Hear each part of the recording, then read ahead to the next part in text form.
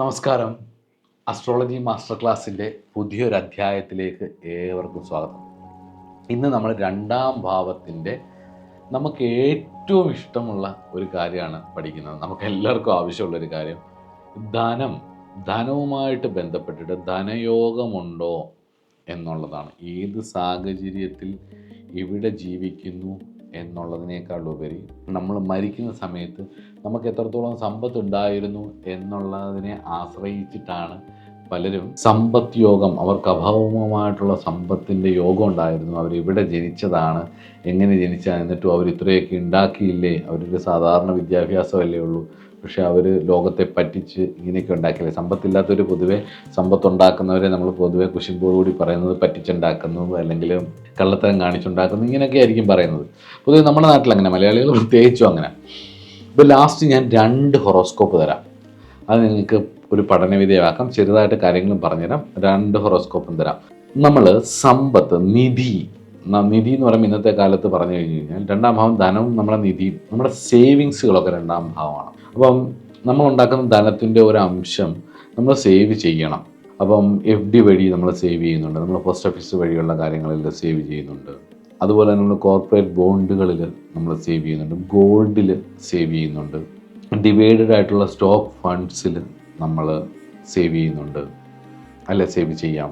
അതുപോലെ തന്നെ ലോങ് ടൈമായിട്ട് ഇപ്പം സിസ്റ്റമാറ്റിക് ഇൻവെസ്റ്റ്മെൻറ്റ് പ്ലാൻ പോലുള്ള കാര്യങ്ങൾ, SIP പോലുള്ള കാര്യങ്ങളിൽ നമ്മൾ സേവ് ചെയ്യുന്നുണ്ട്, റിയൽ എസ്റ്റേറ്റുകളിൽ സേവ് ചെയ്യുന്നുണ്ട്. പിന്നെ നമ്മൾ പലതിലും നമ്മുടെ അസറ്റുകൾ പലതും ഈ രണ്ടാം ഭാവം കൊണ്ടാണ് ചിന്തിക്കുന്നത്. ഇന്നത്തെ കാലത്ത് വലിയ പ്രചാരത്തിലുള്ള ക്രിപ്റ്റോഗ്രാഫിയായിട്ട് ബന്ധപ്പെട്ടിട്ടുള്ള ഈ ബ്ലോക്ക് ചെയിൻ ടെക്നോളജിയെ ബേസ് ചെയ്തിട്ടുള്ള ഡീസെൻട്രലൈസ്ഡ് ആയിട്ടുള്ള ഒരു ക്രിപ്റ്റോ കറൻസി പോലുള്ള സാധനങ്ങളുണ്ടല്ലോ, ബിറ്റ് കോയിൻ പോലുള്ള സാധനങ്ങൾ, ഇതിലൊക്കെ ആൾക്കാർ സേവ് ചെയ്യുന്നുണ്ട്. ഇപ്പോൾ ഇലോൺ മസ്ക് എങ്ങാണ്ട് ഒരിക്കലും ഒരു ട്വീറ്റ് ചെയ്തതിന് ശേഷം ഏതോ ഒരു കറൻസി, ഇതുപോലെ ക്രിപ്റ്റോ കറൻസിയിൽ ഏതോ വലിയ ഹൈക്ക് ഉണ്ടാവുകയും ലോകം മൊത്തം അതായിരുന്നു ഒരു ദിവസത്തെ ചർച്ച. അപ്പം പല മേഖലകളിൽ പല തരത്തിൽ ഇൻവെസ്റ്റ് ചെയ്യുന്നുണ്ട്. ഒരുപാട് പേര് ഇൻവെസ്റ്റ് ചെയ്ത് പരാജയപ്പെട്ടു പോകുന്നുണ്ട്. അപ്പം നമ്മൾ ഇന്ന് ചർച്ച ചെയ്യുന്നത് ധനം ഉണ്ടാവാനുള്ള യോഗം ഉണ്ടെങ്കിലേ അയാൾക്ക് എന്തിലൊക്കെ ഇൻവെസ്റ്റ് ചെയ്താലും അയാൾക്കത് ഉണ്ടാവുള്ളൂ, നിൽക്കത്തുള്ളൂ. ഒരറിവുമില്ലെങ്കിലും ഇങ്ങനെയുള്ള കാര്യങ്ങളെക്കുറിച്ചൊന്നും വലിയ വിദ്യാഭ്യാസം ഇല്ലെങ്കിൽ പോലും ധനമുണ്ടാവാൻ യോഗമുണ്ടോ ജാതകത്തിൽ, അയാൾക്ക് ധനമുണ്ടായിരിക്കും. അത് അനുഭവമാണ്. നമുക്ക് അതിൻ്റെ കുറച്ച് പ്രമാണങ്ങൾ, എല്ലാം ഒന്നും പറയാൻ പറ്റില്ല, ഒരുപാടുണ്ട്. അതിൻ്റെ ധനയോഗങ്ങൾ പല തരത്തിലുണ്ട്. അതിൽ ഉറപ്പായിട്ടും ധനമുണ്ടാവുന്ന കുറച്ച് യോഗങ്ങൾ പറയാം. ഇച്ചിരി സമയമെടുത്താലും കുറച്ച് കഷ്ടപ്പെട്ടാലും ഉറപ്പായിട്ടും ധനമുണ്ടാവുന്ന ചില യോഗങ്ങൾ പറയാം. ഒന്നാമത്തേത്, രണ്ടാം ഭാവാധിപനായ ഗ്രഹം 11-ൽ നിൽക്കുകയും 11ാം ഭാവാധിപനായ ഗ്രഹം രണ്ടാം ഭാവത്തിൽ നിൽക്കുകയും 2 ഗ്രഹങ്ങളും ബലപ്പെടുകയും ചെയ്താൽ ആ വ്യക്തിക്ക് ഈ ജന്മം ധനമുണ്ടാവും, ഉറപ്പാണ്. ചിലപ്പോൾ ഇച്ചിരി സമയം എടുത്തേക്കാം, പക്ഷെ ഗ്രഹങ്ങൾക്ക് ബലമുണ്ടെങ്കിൽ ഉറപ്പായിട്ടും ധനമുണ്ടാകും. ഭാവപരിവർത്തനമാണ്, ഉണ്ടായിരിക്കും, ഷുവറാണത്. അതുപോലെ തന്നെ രണ്ടാം ഭാവത്തിൽ ശുക്രൻ, 11ാം ഭാവത്തിൽ വ്യാഴം, 11ൽ വ്യാഴം, അതുപോലെ തന്നെ രണ്ടാം ഭാവാധിപനായ ഗ്രഹം ലഗ്നാൽ കേന്ദ്രത്തിൽ വരികയും ചെയ്താൽ ആ വ്യക്തിക്കും ധനം ഉണ്ടാവും. ഇതെനിക്ക് അനുഭവമുണ്ട്. 1, 2 ഒന്നുമല്ല, അനുഭവമുണ്ട്. പലർക്കും അത് അനുഭവമുണ്ട്, ഉറപ്പാണ്. നിങ്ങൾ ജാതകം എടുത്ത് നോക്കുക ധനമുള്ളവരുടെ. അതുപോലെ തന്നെ ധനഭാവാധിപനായ ഗ്രഹം രണ്ടാം ഭാവത്തിൽ നിൽക്കുകയും, രണ്ടാം ഭാവാധിപൻ 2ൽ നിൽക്കുകയും അവിടെ വർഗോത്താംശകം വരികയും, ആ ഗ്രഹം അവിടെ തന്നെ നവാംശക ചാർട്ടിൽ നിൽക്കുകയും, അതിനെയാണ് വർഗോത്താംശം എന്ന് പറയുന്നത്. വർഗോത്താംശകം വരികയും വ്യാഴം ലഗ്ന കേന്ദ്രത്തിലും വരികയും ചെയ്താൽ, കേന്ദ്രത്തിലോ ത്രികോണത്തിലോ വരികയും ചെയ്താൽ ആ വ്യക്തിക്ക് ധനം ഉണ്ടായിരിക്കും, ഉറപ്പാണ്. പ്രത്യേകിച്ച് 10ലൊക്കെയാണ് നിൽക്കുന്നതെങ്കിൽ 2ലേക്ക് നോക്കുകയും കൂടെ ചെയ്യും. കാരകൻ ഭാവത്തെ വീക്ഷിക്കുകയും കൂടെ, ബലപ്പെട്ട് ഭാവത്തെ വീക്ഷിക്കുകയും കൂടെ ചെയ്യുമ്പോൾ ധനം ഉറപ്പായിട്ടും ഉണ്ടാവും. ഈ രണ്ടാം ഭാവമായിട്ട് ബന്ധപ്പെട്ടിട്ട് ഏറ്റവും ലളിതമായിട്ടുള്ള ശ്ലോകങ്ങൾ ഞാൻ കണ്ടിട്ടുള്ളത്, നമുക്ക് എളുപ്പം പഠിക്കാവുന്ന ശ്ലോകങ്ങൾ കണ്ടിട്ടുള്ളത് ഈ സന്താന ദീപിക എന്ന് പറഞ്ഞൊരു ഗ്രന്ഥമുണ്ട്. ഒരു ചെറിയ പുസ്തകമാണ്. ഈ മറ്റ് ഗ്രന്ഥങ്ങളിൽ പറയുന്ന പോലെ കടിച്ചാൽ പൊട്ടാത്ത സംസ്കൃത ശ്ലോകങ്ങളല്ല ഈ സന്താന ദീപികയിൽ. പൊതുവേ ഞാൻ ഏറ്റവും കൂടുതൽ ഈ ഭാവവിശകലനത്തിൽ എടുക്കുന്നത് ജാതകമാണ്. അപ്പം അതിലെ ശ്ലോകങ്ങളോടൊപ്പം തന്നെ ഈ സന്താന ദീപികയിലെ ചില ശ്ലോകങ്ങളും കൂടെ എടുത്ത് ഉപയോഗിക്കുക. നമുക്ക് രസമാണ് ഈ ആരോഹണം, ഈ സംഗീതത്തിൻ്റെ ഒക്കെ ആരോഹണം അവരോഹണം പോലെ തന്നെയാണ്. പറയുന്നത് തന്നെ തിരിച്ചു പറയുന്ന രീതിയിലാണ് അതിനകത്തെ ശ്ലോകങ്ങൾ ചിട്ടപ്പെടുത്തിയിരിക്കുന്നത്. ഇപ്പോൾ ഉദാഹരണത്തിന് ധനാധിപേ ലാഭഗതേ ലാഭേശേ ധനമാഗതേ. ധനാധിപൻ 11ലും 11ാം ഭാവാധിപൻ 2ലും നിന്ന് കഴിഞ്ഞാൽ ധനാധിപൻ എന്ന് പറഞ്ഞാൽ 2ാം ഭാവാധിപൻ, 2ാം ഭാവാധിപൻ ലാഭഗതേ ലാഭത്തിൽ നിൽക്കുകയും ലാഭേശൻ 11ാം ഭാവാധിപനായ ഗ്രഹം 2ലും നിന്ന് കഴിഞ്ഞ് കഴിഞ്ഞാൽ ആ വ്യക്തിക്ക് ധനം ഉണ്ടാവും. ധനയോഗമാണ്, ഞാൻ മുമ്പ് പറഞ്ഞ പരിവർത്തന യോഗമാണ്. ഇങ്ങനെ പ്രധാനപ്പെട്ട ഒരു യോഗമാണ്. 2ഉം 11ഉമായിട്ടുള്ള കണക്ഷനാണ്. അതുപോലെ തന്നെ വ്യാഴത്തിൻ്റെ ബന്ധം, 2ഉം 11ൻ്റെ ബലം, ഇവയാണ് ധനത്തിന് കാരണമായി തീരുന്നത് കേട്ടോ. അതുപോലെ തന്നെ ചില യോഗങ്ങൾ, ഇപ്പോൾ ചന്ദ്രൻ്റെ കേന്ദ്രത്തിൽ വ്യാഴം വരിക, അല്ലെങ്കിൽ ചന്ദ്രനുമായി വ്യാഴം യോഗം ചെയ്യുക എന്നൊക്കെ പറയുന്നത് ഗജകേസരി യോഗമാണ്. അപ്പം ബലവാനായ ഒരു ചന്ദ്രനും ഗുരുവും യോഗം ചെയ്യുകയും അതിന് വലിയ പാപബന്ധങ്ങളൊന്നും ഇല്ലാതെയൊക്കെ ഇരിക്കുകയും ചെയ്തു കഴിഞ്ഞ് കഴിഞ്ഞാൽ ഇതിൻ്റെ ദശ മുന്നോട്ട് പോകുമ്പോൾ ഉറപ്പായിട്ടും സമ്പത്ത് ഉണ്ടാവും. അതുപോലെ തന്നെ ചതുസാഗര യോഗം എന്ന് പറയും. അതായത് 4 കടലും കഴിഞ്ഞ് അറിയപ്പെടാനുള്ള യോഗം എന്ന് പറയുന്ന ഒരു യോഗമാണ്. യോഗങ്ങൾ ഒരുപാടുണ്ട് കേട്ടോ. അപ്പോൾ ഇത് ധനവുമായിട്ട് ബന്ധപ്പെട്ടുള്ള യോഗമായതുകൊണ്ട് പറയുന്നത് എല്ലാ ഗ്രഹങ്ങളും കേന്ദ്രത്തിൽ നിൽക്കുന്നതിൻ്റെ പേരാണ് ചതുസാഗര യോഗം എന്ന് പറയുന്നത്. അതായത് 4 കേന്ദ്രങ്ങളിലായി ലഗ്നം 4, 7, 10 ഈ ഭാവങ്ങളിലായിട്ട് 9 ഗ്രഹങ്ങൾ ഒന്ന് നിൽക്കും. അതിന് മറ്റു പല ദോഷങ്ങളും ഉണ്ട്. ഭാവവും ഭാവാധിപത്യം അനുസരിച്ച് പല ദോഷങ്ങളും ഉണ്ടെങ്കിൽ പോയി എല്ലാ ഗ്രഹങ്ങളും കേന്ദ്രത്തിലേക്ക് അങ്ങ് പോയി കഴിയുമ്പോഴത്തേക്ക് ഭൗതിക സുഖങ്ങൾ എല്ലാ ഗ്രഹങ്ങളും കൊടുക്കും. പലതരത്തിലുള്ള ദുഃഖങ്ങളുണ്ട്. എല്ലാം തികഞ്ഞ ഒരാളുടെ ജീവിതമില്ലല്ലോ. പക്ഷെ പലതരത്തിലുള്ള ദുഃഖങ്ങൾ ഉണ്ടാകുന്ന ആ വ്യക്തിക്ക് സാധാരണക്കാരിൽ നിന്നും ഒരുപാട് റെപ്യൂട്ടേഷനും ഫെയിമും സമ്പത്തും എല്ലാം ഉണ്ടാവുകയും ചെയ്യും. അതുപോലെ തന്നെ വസുമതി യോഗം എന്ന് പറയുന്ന ഒരു ധനയോഗമുണ്ട്. എല്ലാ ഗ്രഹങ്ങളും, പ്രത്യേകിച്ച് ബെനിഫിക് ഗ്രഹങ്ങൾ, ജാതകത്തിൽ ഗുണം തരുന്ന ഗ്രഹങ്ങൾ, ബലവാനായ ഗ്രഹങ്ങൾ, ആ ജാതകന് ഗുണാനുഭവം തരുന്ന ഗ്രഹങ്ങൾ 3, 6, 10, 11 പോയി നിന്നാൽ, അത് ചന്ദ്രാലോ ലഗ്നാലോ പോയി നിന്ന് കഴിഞ്ഞാൽ അത് വസുമതി യോഗമാണ്. അപ്പം വസുമതി യോഗം ഉള്ളവർക്ക് എന്താണെന്ന് ചോദിച്ചു കഴിഞ്ഞ് കഴിഞ്ഞാൽ ഇന്ദ്രിയ സുഖങ്ങൾ അനുഭവിക്കാനും ഭൗതിക സുഖങ്ങൾ അനുഭവിക്കാനും സാമ്പത്തിക സുഖങ്ങൾ അനുഭവിക്കാനും പ്രസ്റ്റീജൊക്കെ ഉയരുകയും ഒക്കെ ചെയ്യും. ഈ വസുമതി യോഗത്തിൻ്റെ ഒരു പ്രത്യേകത, എനിക്കൊരു അനുഭവം കൊണ്ടുള്ളത്, ഇത് ഗ്രന്ഥങ്ങളിൽ പറയുന്നതാണെങ്കിലും വസുമതി യോഗം ഉള്ള ഒരാൾക്ക് നന്നായിട്ട് പേരുദോഷം കേട്ട ഒരു ഫേമസ് ആർട്ടിസ്റ്റ് ഉണ്ട്. അത് ഒബ്സർവേഷന് വിട്ടുതരുന്നെന്ന് ഞാൻ ആ ഹോറോസ്കോപ്പിലൂടെ പറയുന്നുമില്ല, ആളുടെ പേരും പറയുന്നില്ല. പക്ഷേ വളരെ പ്രശസ്തനായിട്ടുള്ള ഒരു ആർട്ടിസ്റ്റിൻ്റെ ജാതകത്തിൽ സിനിമയുമായി ബന്ധപ്പെട്ട് സിനിമാ നടൻ ബന്ധപ്പെട്ടിട്ട് അദ്ദേഹത്തിന് വസുമതി യോഗമുണ്ട്. പക്ഷേ വളരെ ശക്തമായ ഒരു പേരുദോഷം അദ്ദേഹത്തിന് കിട്ടിയിട്ടുണ്ട്. അതിനൊരു തീരുമാനം ഇന്നും ആയിട്ടില്ല. അപ്പോൾ അത് ഒബ്സർവേഷന് വിട്ടുതരുന്നു. പക്ഷെ അദ്ദേഹത്തിൻ്റെ പേരിൽ ഒരു കളങ്കം, ഇങ്ങനെ ഒരാളായിരുന്നല്ലോ ഇദ്ദേഹം എന്ന് ഒരു നല്ലൊരു ശതമാനം ആൾക്കാരും ചിന്തിപ്പിക്കുന്ന രീതിയിലേക്ക് അദ്ദേഹം ചെയ്തിട്ടുണ്ടോ ഇല്ലയോ എന്നുള്ളതിനേക്കാൾ ഉപരിയായിട്ട് അങ്ങനെ ഒരു പേരുദോഷം വന്നു. അപ്പം 3, 6, 10, 11 വസുമതി യോഗത്തിലാണ് പ്രധാനപ്പെട്ട ഗ്രഹങ്ങളെല്ലാം അദ്ദേഹത്തിന് നിൽക്കുന്നത്. എന്നിട്ടും അതങ്ങനെ വന്നെങ്കിൽ ദുഷ്പേരിനും ഇതിനും, പക്ഷെ സമ്പത്തുണ്ടായി. ജനിച്ച സാഹചര്യങ്ങളിൽ നിന്നും ഒരു താഴ്ന്ന ലെവലിൽ നിന്ന് കയറി വന്നൊരു വലിയ നടനായി മാറി ഒരുപാട് സക്സസ്സുകൾ ഉണ്ടാക്കിയ ഒരാളാണ്. സാമ്പത്തികമായിട്ടുണ്ടായി ഒരുപാട് ബിസിനസ് കാര്യങ്ങൾ ചെയ്തു, ബിസിനസ് സാമ്രാജ്യങ്ങൾ കെട്ടിപ്പൊക്കി. പക്ഷേ അതെല്ലാം കുറച്ച് നാളത്തേക്ക് അത് ഒരു ടാർഗറ്റഡ് ആയിട്ട് അദ്ദേഹത്തിനെ തകർത്ത് കളയുന്ന രീതിയിൽ ഒരു കൂട്ടം ആൾക്കാരുടെ പ്രഷർ കൊണ്ടായിരിക്കാം. അല്ലെങ്കിൽ ഇങ്ങനെ ഒരാളെ വീഴാൻ പറ്റില്ല ഇന്ന് ഇന്ത്യ പോലൊരു സ്ഥലത്ത്. അപ്പോൾ അങ്ങനെ വീഴ്ത്തിയതിൻ്റെ പിന്നിൽ അത്രയും ശത്രുക്കൾ ഉണ്ടാവാൻ കാര്യം ചിലപ്പോൾ ഈ 6ാം ഭാവത്തിൽ നിൽക്കുന്ന ഗ്രഹമല്ല, പ്രധാനപ്പെട്ട ഗ്രഹങ്ങളെല്ലാം അങ്ങനെയൊക്കെ പോയതുകൊണ്ടാവും. എന്തായാലും വസുമതി യോഗത്തിൻ്റെ ഫലം അദ്ദേഹത്തിന് വന്നിട്ടുണ്ടായിരുന്നു. പക്ഷേ ആ ഒരു ഫെയിമിൻ്റെ ഓപ്പോസിറ്റായിട്ട് കാര്യങ്ങൾ വരികയും ചെയ്തു. ഫെയിം ഉണ്ടായി, പക്ഷെ അതുപോലെ തന്നെ ഓപ്പോസിറ്റായിട്ടുള്ള കാര്യങ്ങൾ വരികയും ചെയ്തു എന്നുള്ളതും കൂടെ ഇവിടെ ഓർമ്മിപ്പിക്കുന്നു. ഇനി ഞാൻ 2 ഹൊറോസ്കോപ്പ് തരാം, ഡേറ്റ് ഓഫ് ബർത്തും ടൈമും ബർത്ത് പ്ലേസും. 2 തരത്തിൽ 2 ആൾക്കാർ ഒരുപാട് പേരുദോഷം കേൾക്കുകയും എന്നാൽ ഒരുപാട് നന്മകൾ കേൾക്കുകയും ചെയ്തിട്ടുള്ള ആൾക്കാരാണ്. വളരെ സാധാരണ ലെവലിൽ നിന്നും ലോകത്തിൻ്റെ നെറുകയിലേക്ക് എത്തിയ 2 പേരെയാണ് ഞാൻ അവരുടെ 2 പേരുടെ ഹൊറോസ്കോപ്പാണ് തരുന്നത്. ഒന്ന് എന്ന് പറയുന്നത് മദർ തെരേസയുടെയാണ്. ഓഗസ്റ്റ് 26, 1910 ഉച്ചയ്ക്ക് 2:25 നോർത്ത് മെസഡോണിയയിൽ സ്കോപ്പിയ എന്ന് പറഞ്ഞ സ്ഥലത്താണ് ജനിച്ചത്. ധനു ആണ് ലഗ്നം. 10 ലഗ്നാധിപൻ ജൂപ്പിറ്റർ നിൽക്കുന്നു 10ാം ഭാവത്തിൽ. മെർക്കുറി അവിടെ എക്സോൾട്ടഡ് ആണ്, ഒരുമിച്ച് യോഗം ചെയ്തിട്ടുണ്ട് 10ാം ഭാവത്തിൽ. അവിടെ ഉച്ചനാണ്. 10ാം ഭാവാധിപൻ 10ൽ ഉച്ചൻ, ലഗ്നാധിപൻ 10ാം ഭാവാധിപനോടൊപ്പം യോഗം ചെയ്ത് 10ൽ നിൽക്കുന്നു. 2ാം ഭാവാധിപനായിരിക്കുന്ന ഗ്രഹം ശനി നീചനായിട്ട് 5ലാണ് നിൽക്കുന്നത്. പക്ഷെ 5ലാണ് നിൽക്കുന്നതെങ്കിലും ഇവരുടെ നക്ഷത്രം എന്ന് പറയുന്നത് ഭരണിയാണ്. അപ്പോൾ ഭരണി നക്ഷത്രം ആവുകയും അതോടൊപ്പം തന്നെ ചന്ദ്രൻ നോടൊപ്പം തന്നെ ഈ ഭരണിയുടെ നക്ഷത്രാധിപൻ ശുക്രനാണ്.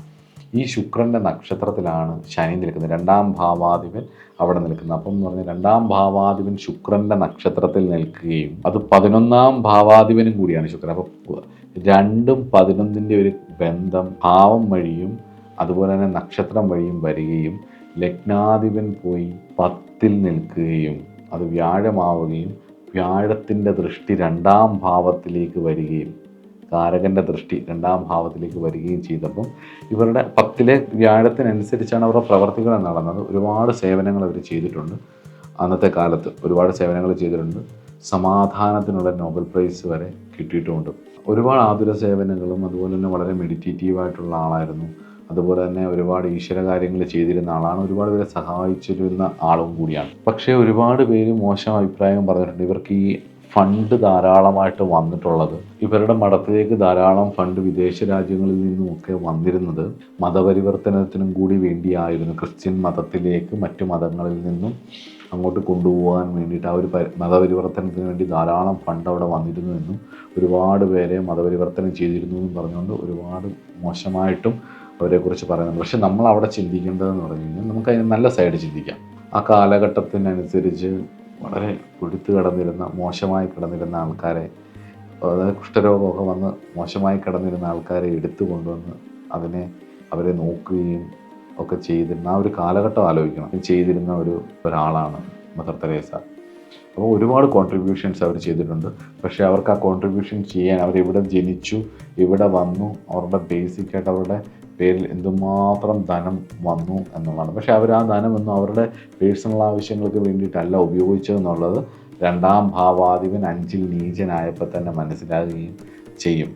പക്ഷേ കാരകനായ വ്യാഴം 10ൽ ബലവാനാവുകയും 2ലേക്ക് ദൃഷ്ടി ചെയ്യുകയും ലഗ്നാധിപൻ 10ൽ നിൽക്കുകയും ബുധനുമായിട്ട് യോഗം ചെയ്യുകയും ചെയ്തപ്പം അവർ ഫേമസ് ആവുകയും ലഗ്നത്തിൻ്റെ ബലം കൊണ്ട് പ്രശസ്തിയാവുകയും അവരുടെ സേവനങ്ങൾ ഇന്ന് കുറ്റം പറയുന്നവർക്ക് ഈ അടുത്തൂടെ ആരെങ്കിലും ഒരു ചെളിക്കുണ്ടിൻ്റെ അടുത്തൂടെ പോയപ്പോഴും ഛർദ്ദിക്കുന്നവരാണ്. അപ്പോൾ ഇത്രയും സേവനം ചെയ്തവർക്ക് കുറ്റം പറയുന്നവർക്ക് പറയാം, ഒരുപാട് സേവനങ്ങൾ ചെയ്തിട്ടുള്ള ഒരാൾ തന്നെയാണ് എന്നുള്ളതിൽ സംശയമില്ല. ഇനി അടുത്തത് വേറൊരാളാണ്. ഞാൻ വളരെ അത്ഭുതത്തോടു കൂടി കാണുന്ന ഒരു പ്രതിഭാസമാണ് വള്ളികാവിലമ്മ മാതാ അമൃതാനന്ദമയി.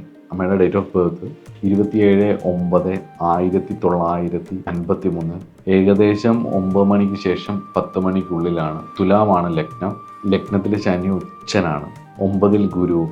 ഈ പൊതുവെ ഈ ശനിക്ക് ഗുരുവും ഗുരുവിന് ശനി ഇവർ പരസ്പരം ത്രികോണങ്ങളിൽ നിന്ന് കഴിഞ്ഞാൽ തന്നെ ആധ്യാത്മിക യോഗമാണ്. പലരുടെയും പല ജാതകത്തിലും ആധ്യാത്മികരായിട്ടുള്ള പലരുടെയും ജാതകത്തിൽ ഞാൻ ഈ യോഗം കണ്ടിട്ടുണ്ട്. ശനിക്ക് വ്യാഴവും വ്യാഴത്തിന് ശനിയും ത്രികോണത്തിലായിരിക്കും നിൽക്കുന്നത്. ഇവിടെ 2ാം ഭാവാധിപനായ കുജൻ ശുക്രനോടൊപ്പം യോഗം ചെയ്ത്, അതായത് ലഗ്നാധിപനായ ശുക്രനോടൊപ്പം യോഗം ചെയ്ത് 11ൽ നിൽക്കുന്നുണ്ട്.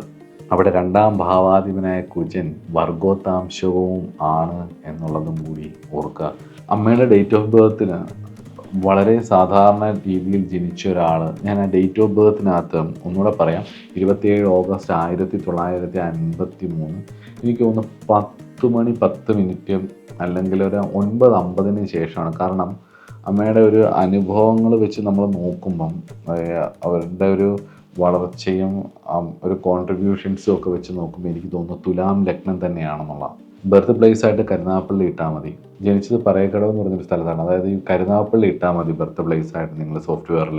5ാം ഭാവാധിപൻ ലഗ്നത്തിൽ ഉച്ചൻ, ലഗ്നാധിപൻ 9ൽ. 5ാം ഭാവാധിപനായ ശനി ലഗ്നത്തിൽ ഉച്ചൻ, ലഗ്നാധിപൻ 11ൽ. 2ാം ഭാവാധിപനായ കുജനോടൊപ്പം യോഗം ചെയ്തു. അപ്പോൾ 2ഉം 11ഉം ബന്ധം അവിടായി, ലഗ്നവുമായിട്ട് കണക്റ്റഡായി. ഇപ്പോൾ 2-11 ലഗ്നം കണക്റ്റഡ് ആവുകയും കുജന് വർഗോത്താംശം വരികയും ചെയ്തപ്പം സ്വാഭാവികമായിട്ടും അഭൗമമായിട്ടുള്ള ധനം ഉണ്ടാവാനുള്ള യോഗമാണ് ഒരു വളരെ സാധാരണ കുടുംബത്തിൽ ജനിച്ചിട്ട് ആ ഒരു ഏരിയയിൽ ഇപ്പോൾ എത്ര ഇൻസ്റ്റിറ്റ്യൂട്ട് ഉണ്ടെന്ന് തന്നെ സ്പിരിച്വാലിറ്റിയിലൂടെയാണ് ഒരുപാട് പേർക്ക് ആതുര സേവനങ്ങൾ ചെയ്തു, ഒരുപാട് പേരെ സമാധാനത്തിൻ്റെ ഇതിലേക്ക് കൊണ്ടുവന്നു, ഒരുപാട് പേർക്ക് ഈശ്വര കാര്യങ്ങൾ പറഞ്ഞു കൊടുത്തു. എത്രയൊക്കെ ആൾക്കാർ കുറ്റം പറഞ്ഞാലും അവർ പറഞ്ഞത് കേട്ട് ഒരു ദിവസം സമാധാനമായിട്ടിരുന്ന അനേകായിരം മനുഷ്യരുണ്ട്. മുമ്പേ മദർ തെരേസയുടെ കാര്യം പറഞ്ഞ പോലെ ഒരുപാട് പേര് മദർ തെരേസയെ കുറ്റം പറഞ്ഞ പോലെ തന്നെ മാതാമൃതാനന്ദമയിയും ഇഷ്ടംപോലെ പേര് കുറ്റം പറയുന്നുണ്ട്. പ്രത്യേകിച്ച് അവരുടെ നാട്ടിലേക്കൊക്കെ ചെന്ന് ലോക്കലിയൊക്കെ അന്വേഷിച്ചാൽ സ്വാഭാവികമായിട്ടും ആൾക്കാർ കുറ്റം പറയും. ഇത് നമ്മുടെ വിഷയമല്ല.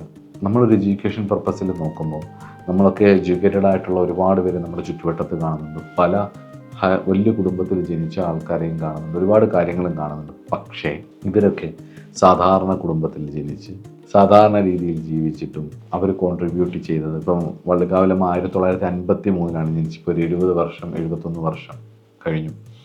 അപ്പം മാതാമൃതാനന്ദമയി 71 വർഷത്തെ കോൺട്രിബ്യൂഷൻ എന്ന് പറഞ്ഞു കഴിഞ്ഞാൽ ആ ഏരിയ, അവർ ജനിച്ച ആ സ്ഥലത്ത് ഇപ്പം എത്ര ഇൻസ്റ്റിറ്റ്യൂട്ട്സ് ഉണ്ട്, എത്ര പേരവിടെ പഠിച്ചു പോകുന്നുണ്ട്, എന്തെല്ലാം കാര്യങ്ങളുണ്ട്, എത്ര പേർക്ക് ജോലിയായി അല്ലെ, എത്രയോ ആൾക്കാർ ആ സ്ഥലത്ത് അന്വേഷിച്ചു വന്നു. ലോകത്തിൻ്റെ ഒരു ഓടം കയറാൻ മൂല എന്നൊക്കെ പറയാം. കാരണം കേരളത്തിലെ കരുനാപ്പള്ളി എന്ന് പറയുന്നത് അവരില്ലെന്നുണ്ടെങ്കിൽ ഒന്നുമില്ല. അപ്പം ലോകത്തിൻ്റെ പല ഭാഗത്തു നിന്നുള്ള ആൾക്കാർ അവിടെ അന്വേഷിച്ച് വരിക, ആ ഒരു തീരപ്രദേശത്ത് അന്വേഷിച്ച് വരിക. അപ്പം അത്രയും കോൺട്രിബ്യൂട്ട് ചെയ്യാൻ അവർക്ക് കഴിഞ്ഞെങ്കിൽ, അത്രയും ധനം അവിടെ വന്ന് മറിഞ്ഞെങ്കിൽ, അതിനെ നമ്മൾ അസ്ട്രോളജിയുടെ കണ്ണിലൂടെ നോക്കുമ്പോൾ ഇവിടെ 11ാം ഭാവത്തിൽ ശുക്രൻ, 2ാം ഭാവാധിപനെ കുജൻ അവിടെ, ലഗ്നാധിപൻ അവിടെ, അത് വർഗോത്താംശകമാണ്. ലഗ്നത്തിൽ ശനി ബലവാനായിട്ടും നിൽക്കുന്നു. അപ്പോൾ ഈ ജാതകങ്ങളെ ഞാൻ കൂടുതൽ പഠിക്കാനും നിരീക്ഷിക്കാനായിട്ടും നമ്മൾ വിട്ടുതരുന്നു. ഏതൊരാൾ വളരുമ്പോഴും ഈ ലോകത്ത് അമ്മയെ തല്ലിയാലും 2 പക്ഷമുള്ള നാടാണ്. അപ്പം ഏതൊരാൾ വളരുമ്പോഴും, ഇപ്പം മദർ തെരേസ ആണെങ്കിലും അവർ അവരുടേതായ സിദ്ധാന്തങ്ങളിലൂടെ അവരുടേതായ പഠിച്ച രീതിയിൽ അവർ കോൺട്രിബ്യൂട്ട് ചെയ്യുമ്പോൾ എല്ലാം തികഞ്ഞൊന്നും ചെറിയ രീതികൾ വരില്ല. അപ്പോൾ സ്വാഭാവികമായിട്ടും അതിനെതിരെ നിൽക്കുന്നവർ കുറ്റം പറയും. അതുപോലെ തന്നെ മാതാമൃതാനന്ദമയുടെ കാര്യം വരുമ്പോൾ അവരുടെ കാര്യങ്ങൾ ചെയ്യുമ്പോൾ, അവരുടേതായ രീതിയിൽ അത് ചെയ്യുമ്പോൾ ഒരുപാട് പേർക്ക് അത് സഹായമാകുമ്പോൾ, കുറച്ച് പേർക്കൊക്കെ ചിലപ്പോൾ അത് ശരിയായിക്കൊണ്ടെന്നില്ല, എല്ലാം തികഞ്ഞെല്ലാം വരത്തില്ലല്ലോ. ചില ആൾക്കാർ കുറ്റം പറയും. പക്ഷെ നമ്മൾ കുറ്റം പറയുന്നതിനെക്കാട്ടിലും ഉപരിയായിട്ട് കുറ്റം പറയുന്നത് എടുത്ത് ഫോക്കസ് ചെയ്യാതെ ഇവരൊക്കെ എന്തൊക്കെ കോൺട്രിബ്യൂഷൻസ് ആണ് ചെയ്തതെന്നുള്ളതും കൂടെ നമുക്ക് നോക്കാം. ആ നോക്കുമ്പോൾ വെറുതെ നോക്കുക എന്നുള്ളതല്ലല്ലോ നമ്മുടെ കാര്യം, അത് നമുക്ക് അസ്ട്രോളജിയായിട്ട് കണക്ട് ചെയ്ത് നോക്കാം. കണക്ട് ചെയ്ത് നോക്കുമ്പോൾ കർമ്മഫലത്തിൻ്റെ പവർ, ഒരാളുടെ നിയോഗത്തിൻ്റെ പവർ, പ്രാരാബ്ധം, ഒരാളുടെ നിയോഗം, ഒരാളുടെ ജാതകത്തിലെ ദൃഢഫലം, കർമ്മഫലം അതനുഭവിക്കാൻ യോഗമുണ്ടെങ്കിൽ അത് ഇന്നിടത്ത് ജപിച്ചെന്നോ ഇന്ന ആളായിക്കണമെന്നോ ആണാവണമെന്നോ ഒന്നുമില്ല. ഞാൻ ഈ പറഞ്ഞ 2 കോൺട്രിബ്യൂട്ടേഴ്സ് സാധാരണ സ്ത്രീകളാണ്. 2 സ്ത്രീകളാണ്. സ്ത്രീകൾക്ക് വേണ്ടിയൊക്കെ വാദിക്കുന്ന ഈ കാലഘട്ടത്തിലാണ് ഞാൻ ഇവരുടെ 2 പേരുടെ പേര് എടുത്ത് പറഞ്ഞത്. ഒരുപാടുണ്ട് പഠിക്കാൻ. ഈ ജാതകങ്ങൾ തന്നെ വെച്ച് ഒരുപാട് കാര്യങ്ങൾ പഠിക്കുക. അതുപോലെ തന്നെ ഒരുപാട് ജാതകങ്ങൾ നിങ്ങൾക്ക് ഇൻ്റർനെറ്റിൽ അസ്ട്രോളജി റിലേറ്റഡ് ആയിട്ടുള്ള വെബ്സൈറ്റുകളിൽ അവൈലബിൾ ആണ്. ഒക്കെ എടുത്തിട്ട് ധനയോഗവുമായിട്ട് ബന്ധപ്പെട്ടിട്ട് 2ാം ഭാവവുമായിട്ട് ബന്ധപ്പെട്ടിട്ടുള്ള ഹൊറോസ്കോപ്പ്, ഇപ്പോൾ ധിരുഭായ് അംബാനിയുടെ ഹൊറോസ്കോപ്പ് നിങ്ങൾക്ക് എടുത്ത് നോക്കാം, രത്തൻ ടാറ്റയുടെ ഹൊറോസ്കോപ്പ് എടുത്ത് നോക്കാം. അങ്ങനെ ഒരുപാട് പേരുടെ ഹൊറോസ്കോപ്പ് അവൈലബിൾ ആണ്. അതൊക്കെ എടുത്ത് വെച്ച് നോക്കിയിട്ട് അവരുടെ ധനയോഗം 2ഉം 11ഉം തമ്മിലുള്ള കണക്ഷൻസ് എങ്ങനെയാണ് വന്നിരിക്കുന്നത്, 2ാം ഭാവാധിപൻ 11ൽ പോയി നിൽക്കുന്ന ആരെങ്കിലും ഈ വീഡിയോ കാണുന്നുണ്ടെങ്കിൽ നിങ്ങൾ പേടിക്കണം. നിങ്ങൾക്ക് ഒരിക്കലും എത്ര പ്രശ്നങ്ങളുണ്ടായാലും നിങ്ങൾക്ക് 33 അല്ലെങ്കിൽ 35 വയസ്സിന് ശേഷം, ജീവിതത്തിൻ്റെ 2ാം പകുതിക്ക് ശേഷം ഒരിക്കലും ധനത്തിന് മുട്ടുണ്ടാവില്ല. നിങ്ങളുടെ ആവശ്യത്തിന് ധനമുണ്ടായിരിക്കും എന്ന് പറഞ്ഞുകൊണ്ട് നമുക്ക് 2ാം ഭാവമായിട്ട് ബന്ധപ്പെട്ടിട്ടുള്ളൊരു പുതിയൊരു വിഷയമായിട്ട് അടുത്ത ക്ലാസ്സിൽ കാണാം. ഇതൊക്കെ വളരെ വ്യത്യസ്തമായിട്ട് ചിന്തിക്കേണ്ട കാര്യങ്ങളാണ്, പഠിക്കേണ്ട കാര്യങ്ങളാണ്. അടുത്ത ക്ലാസ്സിൽ കാണാം. See you.